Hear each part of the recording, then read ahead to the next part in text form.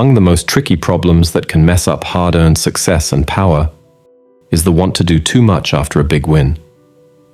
This timeless lesson about holding back our ambition at the top of achievement, put as the 47th of Robert Greene's 48 Laws of Power, has been a repeating theme from the downfalls of ancient conquerors to the scandals of modern politicians and bosses.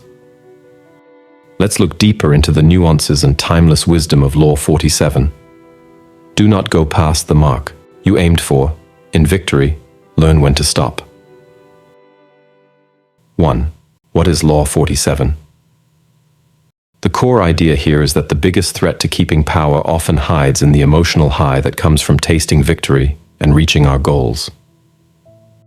When we finally get the prize we've been going after, the rush of relief, pride, proving ourselves right, and self-belief can dangerously mess up our judgment if we're not extremely watchful. In the heat of conquest and accomplishment, our minds can convince us that we are unstoppable forces of sheer skill and smart strategy. We drastically downplay the crucial roles that chance, circumstance, allies, and rivals all played in deciding our success.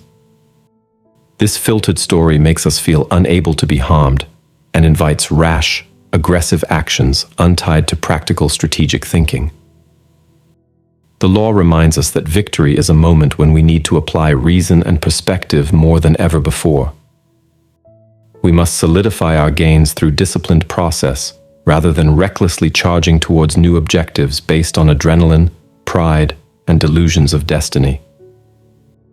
Clear-eyed being sober about our mortality and limitations should be our mindset, not inflated boastfulness that will make future setbacks that much more devastating. 2. Dangers and exceptions. The historical examples of those who violated this principle by getting drunk on their own perceived greatness are plentiful and instructive. The young Cyrus the Great built the mighty Persian Empire through a series of brilliant military conquests and political moves over many years. But after capturing the riches of Babylon, he set his sights on the distant tribespeople of the Massagetae simply for ego, to show he was superhuman and incapable of defeat. Despite warnings from advisors and the Massagetae queen herself, Cyrus arrogantly invaded their lands anyway under sneaky pretenses. The result was utter disaster. The Persians were routed, Cyrus was killed, and the empire he built quickly unraveled precisely because he could not find virtue in restraint after achieving his aims. We see the same hubris pattern again and again through history, from the Athenians allowing demagogues like Alcibiades to steer them into calamitous overreach after their initial victories in the Peloponnesian War, to Napoleon's empire dissolving after his triumph over the Third Coalition devolved into a hubristic determination to crush all future opposition through continental domination. More recently, we've witnessed business bosses and political leaders squander their hard-earned achievements by being unwilling to leave the party while the party's good, as the cliché goes. The arrogance and ethical lapses of CEOs like Enron's Ken Lay emerge from victors' mindsets, run amok.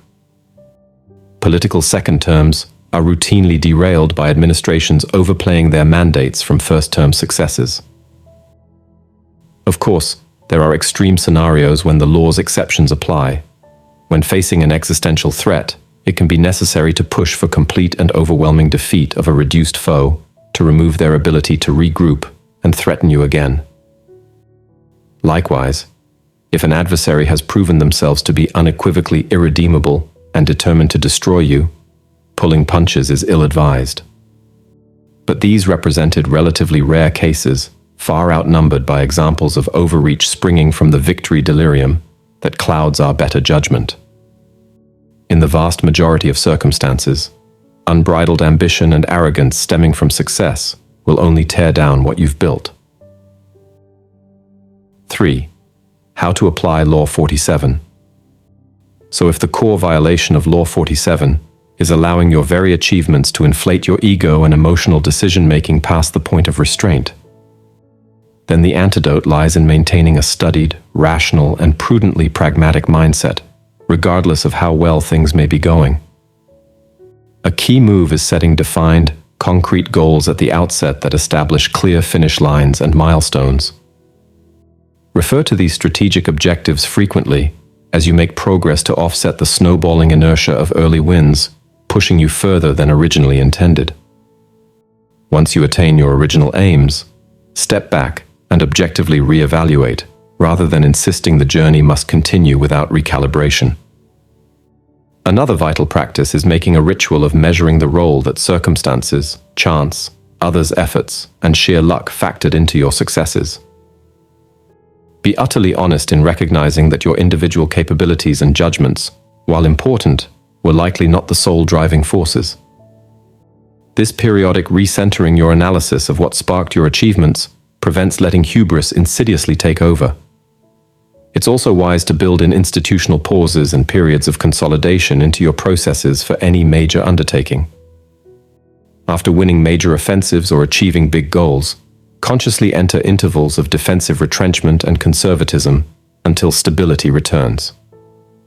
Draw down aggressive forward maneuvers and instead shore up your resources, infrastructure, and strategies.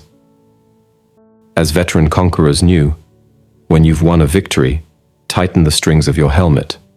Reinforce your position through reflection and prudence, not more blind momentum. Those who show true mastery also know when to politely decline additional opportunities or demands despite being in the ascendancy.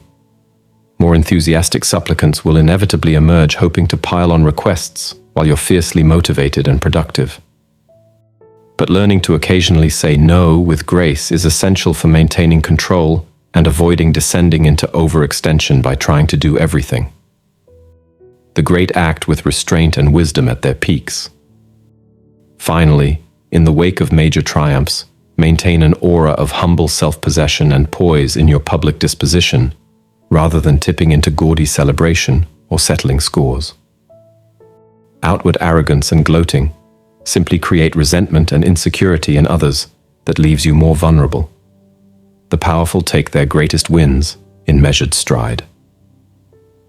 In conclusion, at any level, the demands of reigning in our response to success is arguably as daunting as achieving the success itself. The glow of victory is seductive, and few are naturally equipped to pivot from feverish striving to cautious preservation. But as Robert Greene synthesizes through the countless embodiments of Law 47, those who can install sustainable power and prosperity are the ones who retain pragmatic self-awareness at their own peaks. By staying focused on concrete strategy over unbridled ambition, they avoid the pitfalls of overreach that betray so many in intoxicating times. Now, something important. Make it a daily habit to learn something truly beneficial that enhances your life. Remember, the content you feed your mind is like nourishment for your brain. Be deliberate in your choices. Otherwise, be wary. Algorithms are often crafted to manipulate your thoughts. Reflect on that. Now, we're excited to announce that we're now welcoming contributions through subscriptions to aid our upcoming projects and bring you exceptional content. Join us by subscribing today.